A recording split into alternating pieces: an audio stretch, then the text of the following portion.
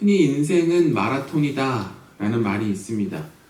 긴 여정을 달려 결승점에 도달하는 게 꼭 인생과 닮아있다 라는 것이겠죠. 하지만 인생은 마라톤이다 라는 말에 많은 사람들이 빠지는 함정이 있습니다. 그것은 그 함정은 어떻게 우리를 만드냐면 목적지에만 우리의 시선을 고정시키게 만든다는 거죠. 마라톤에서 가장 중요한 건 뭐냐면 그 코스를 잘 알고 그 코스 안에서 달려나가는 거예요.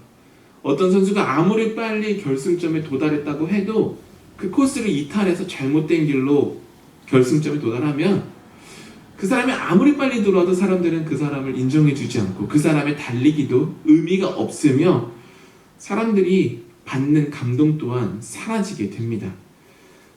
오늘 성경이 말하는 약속의 땅에 대해서 한번 생각을 해보십시오.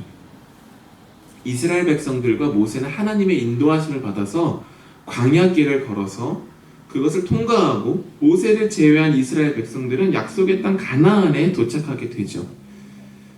약속의 땅 가나안이라는 그 땅만 중요했다고 한다면 하나님께서는 가장 짧은 거리를 통해서 모세와 이스라엘 백성들을 가나안 땅에 도착하게 하셨을 거예요.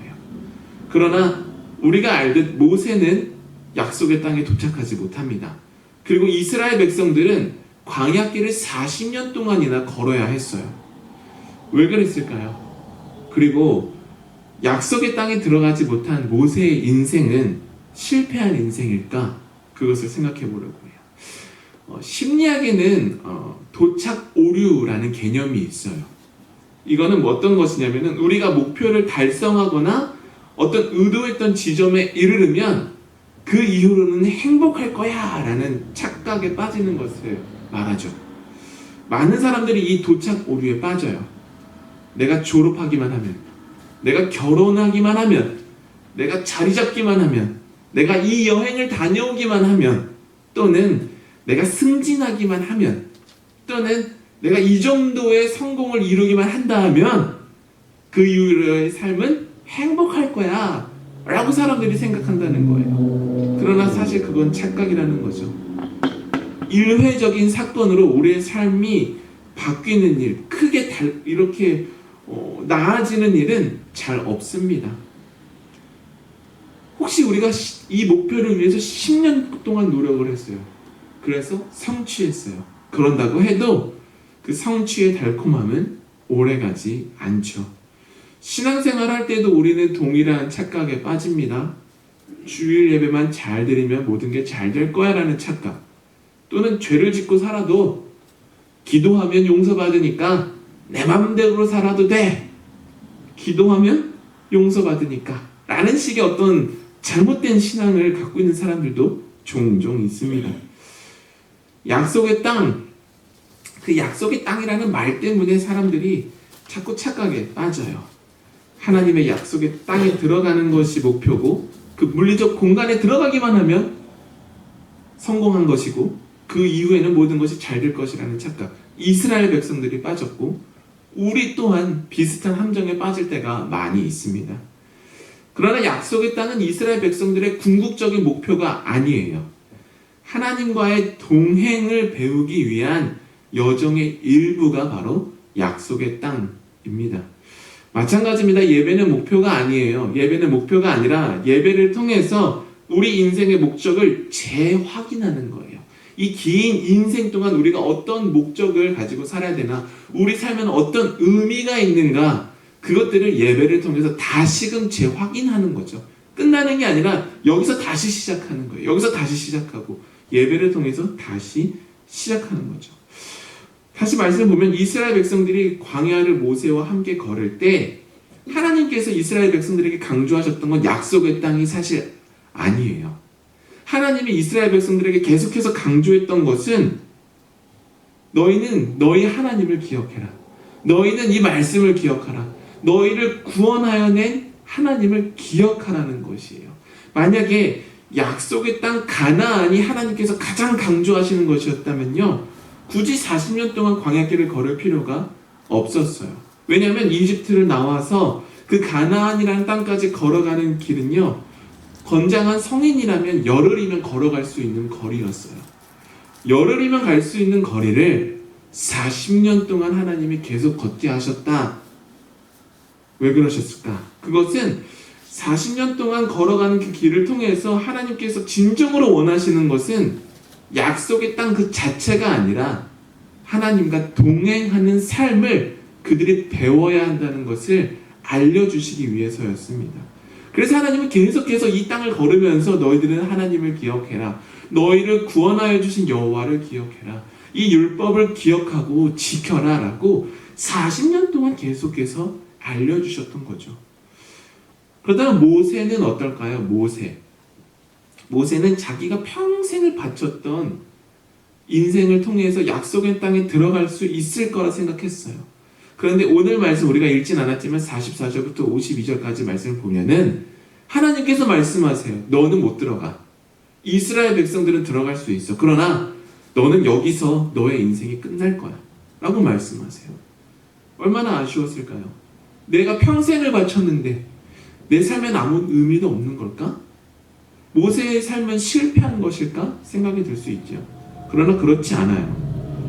광야길을 40년 동안 걸으면서 모세의 리더십 덕분에 이스라엘 백성들은 하나님의 백성이라는 정체성을 가질 수 있게 되었어요. 모세가 있는 곳에 하나님의 말씀이 있었고 모세가 있는 곳에 이스라엘 백성들이 모였습니다. 그리고 오늘 말씀에서 모세는 그걸 깨닫고 이스라엘 백성들에게 뭐라고 말을 하냐면 광야에서 너희에게 행하신 하나님의 일들을 기억해야 한다 라고 말하고 있는 거예요. 왜냐하면 이스라엘 백성들에게 하나님이 누구신지를 제대로 알려주기 위해서였어요. 하나님께서는 약속의 땅에서 우리를 기다리는 분이 아니에요. 하나님은 우리의 삶의 모든 여정 가운데 우리가 좋을 때도 나쁠 때도 우리가 순종할 때도 순종하지 않을 때에도 늘 우리와 함께 하시는 분이라는 것을 모세가 알려주고 싶었던 거죠. 그러기에 우리가 주목해야 되는 부분이 확실해져요. 우리는 약속의 땅이라는 그 목표만 중요하게 생각할 것이 아니라 그 여정 가운데 우리와 함께 하시는 하나님을 주목해야 하는 것이죠. 생각해보면 똑같아요. 우리가 누군가와 약속을 할 때에 약속에만 집중을 하는 것이 아니라 내가 누구와 약속했는지를 사실은 더 주목해야 되는 것이죠. 내가 누군가와 계약을 맺을 때 이 계약만 중요하게 생각하는 것이나 내가 누구와 계약을 맺었는가가 사실 더 중요한 부분이에요. 근데 많은 사람들은 그냥 눈에 보이는 것에만 자꾸 시선을 빼앗긴다라는 것이죠. 모세의 약속의 땅은 가나안이 아니었어요. 모세의 약속의 땅은 그가 하나님과 걷고 있는 그 광야길 자체가 그에게는 약속의 땅이었어요. 왜냐하면 거기서 하나님의 손길을 경험할 수 있었고 거기서 하나님의 사랑을 경험할 수 있었고 거기서 하나님의 베푸시는 은혜를 경험할 수 있었기 때문이에요. 약속의 땅에 들어가서만 경험할 수 있었던 것이 아니라 사실은 광야길에서 하나님께서 베푸시는 그 은혜를 풍성히 누릴 수 있었기 때문에 모세는 그 발걸음 비록 내가 광야에 있었지만 그 발걸음 한 걸음 한 걸음이 사실은 하나님의 약속의 땅이었음을 그가 깨달았던 것이죠. 우리도 마찬가지예요. 우리의 인생의 목적은 어떤 특정한 목표에 이르는 것이 아니라 우리가 꼭 죽어서만 하나님 나라에 가는 것이 우리 신앙의 목표가 아니라 매일매일 하나님과 동행하면서 성장해 나가는 것입니다. 읽진 않았지만 오늘 46절 말씀을 제가 읽어드릴게요. 모세가 이렇게 말해요. 내가 오늘 너희에게 증언한 모든 말을 너희의 마음에 두고 너희의 자녀에게 명령하여 이 율법의 모든 말씀을 지켜 행하게 하라. 아멘. 모세가 이렇게 말하고 있는 거예요. 내가 여태까지 지켰던 말씀을 이제는 너희가 지켜야 한다라고 말하고 있어요. 왜냐하면 하나님과 동행했던 그 한 걸음 한 걸음이 결국 모세의 삶에서 약속의 땅을 만들어냈기 때문에 그렇습니다. 그러나 이스라엘 백성들은 어떻게 됐어요? 약속의 땅에 들어간 후에 하나님을 믿기보다는 다른 것들을 믿기 시작하죠. 자기 힘을 믿기 시작하고 우상을 따라가기 시작합니다. 왜냐하면 약속의 땅에만 집중했기 때문에 그래요. 그리고 그 결과 아이러니컬리하게 그 사람들, 이스라엘 백성들은 약속의 땅에서 하나님의 약속을 경험하지 못해요. 내가 너에게 복을 주고 내가 너희를 평안하게 하고 내가 너희를 이끌 거라는 하나님의 약속을 이스라엘 백성들은 약속의 땅 안에서 경험하지 못해요. 침략당하고 억압당하고 빼앗기고 서로 싸우고만 있습니다. 사랑하는 여러분, 그렇다면 우리의 약속의 땅은 어디일까요? 여러분의 약속의 땅은 무엇이고 어디입니까? 이스라엘 백성들이 생각할 때 자기들의 약속의 땅은 가나안이었어요. 그러나 그 땅에 들어가는 게 전부가 아니었죠. 하나님은 그 땅에 들어가기 전부터, 그리고 그 땅에 들어간 후에도 계속해서 이스라엘 백성들과 동행하면서 약속의 땅을 만들어가기를 원하셨어요. 그러나 이스라엘 백성들은 그 일에 실패했습니다. 그들은 하나님과 동행하지 않았고 하나님을 믿는 것을 멈췄고 하나님과 함께하는 여정을 멈췄어요. 왜냐하면 그들이 약속의 땅이라는 그 한 가지 목표에만 매몰되어 있었기 때문에 그렇습니다. 그렇다면 여러분과 저는 어떨까요? 여러분의 약속의 땅은 무엇인가요? 안정된 미래인가요? 자녀들의 성공인가요? 나의 어떤 물질적인 성공인가요? 혹자는 약속의 땅은 죽음 이후에 가는 하나님 나라로 연결짓죠. 그러나 성경은 이야기해요. 약속의 땅은 바로 지금 여기예요. 그러면 이런 사람들도 있어요. 목사님, 무슨 말이에요? 내가 얼마나 힘든데 지금, 얼마나 지옥 같은데 안 행복해요. 하나님의 약속의 땅은 이것보다 더 나아야 돼요 라고 하실 수 있는 분도 있어요. 그러나 우리가 힘든 시간을 보내고 있든 그렇지 않든 그게 중요하지 않아요. 내가 광야에 있든 가나안 땅에 있든 그게 중요하지 않아요. 약속의 땅의 핵심은 하나님께서 우리와 함께 하셔야 한다 라는 사실입니다. 그래서 신명기 32장 7절에서 모세는 이렇게 말해요. 옛날을 기억해라. 역대의 연대를 생각해라. 내 아버지에게 물으라. 그가 내게 설명할 것이다. 내 어른들에게 물으라. 그들이 내게 말하리로다. 모세가 이렇게 말해요. 옛날을 기억해라. 너희 조상의 날들을 생각해라. 이 말씀을 통해서 모세는 하나님의 손길을 기억해내라는 말을 하고 있는 것이죠. 사랑하는 여러분, 이 말씀이 오늘 우리에게 주어지는 말씀이에요. 하루하루 살다가 힘들 때 약속의 땅이 어디일까? 그 생각이 들 때마다 하나님의 은혜가 우리 삶을 어떻게 붙잡아 주셨는지, 하나님의 사랑이 그동안 나를 어떻게 돌봐 주셨는지를 기억해야 합니다. 그래야 우리는 오늘도 믿음의 한 발자국을 내디딜 수 있고 다시 한번 하나님과 동행하며 약속의 땅을 살아갈 수 있게 된다라는 것을 기억하시길 바랍니다. 사랑하는 여러분, 여러분이 생각하시는 약속의 땅이라는 목표가 어디신가요? 아까 말씀드렸다시피 누군가는 좋은 직장이 하나님께서 나에게 약속하신 그 약속의 땅일 거야.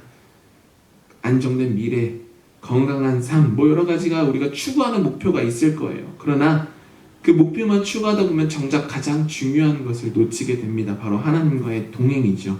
마치 이스라엘 백성들이 약속의 땅에 들어가자마자 이제 하나님의 약속을 내가 이루었으니 내 마음대로 살아야지. 우상에게 눈을 빼앗기고 하나님의 말씀을 등지고 결국엔 하나님의 약속의 땅에서 하나님에게 외면당한 백성이 되었던 우를 범해서는 안 되겠습니다. 우리의 여정에서, 우리의 삶의 여정에서 중요한 것은 목적지가 아니라 오늘 우리가 지금 하나님과 동행하고 있는가입니다. 그래서 이번 주에 짧은 다짐을 계속하면 어떨까 생각을 해요. 영어로 쓰여 있는데 제가 한국말로 해드릴 테니까 한번 따라해 보세요. 자, 제가 해드릴게요. 하나님, 제가 어디에 있든, 어떤 상황에 있든, 하나님을 기억하며 살겠습니다. 한 번 더 해볼까요? 하나님, 제가 어디에 있든, 어떤 상황에 있든, 하나님을 기억하며 살겠습니다. 이게 모세가 이스라엘 백성들에게 하고 싶었던 메시지의 핵심이에요. 너희가 어디에 있든 어떤 상황에 있든 하나님을 기억하면서 살아야 된다. 그래야 그 하나님의 약속의 땅 안에서 사는 것이야 라고 모세가 죽기 전에 지금 이야기하고 있는 거예요. 예배를 마치고 저 문 밖을 나가서 우리는 이제 가족들과 시간을 보내게 되겠죠. 또는 마트에서 물건을 구입할 수도 있고 수많은 사람들을 만날 수도 있고 아니면 나 혼자 보내는 시간을 가질 수도 있어요. 그러나 그 모든 순간에 하나님과 동행하는 마음을 기억하십시오. 우리의 약속의 땅은 멀리 있는 어떤 지점이 아니라 바로 지금 우리의 현실에서 하나님과 함께하는 동행임을 기억하시길 바랍니다. 함께 기도하겠습니다.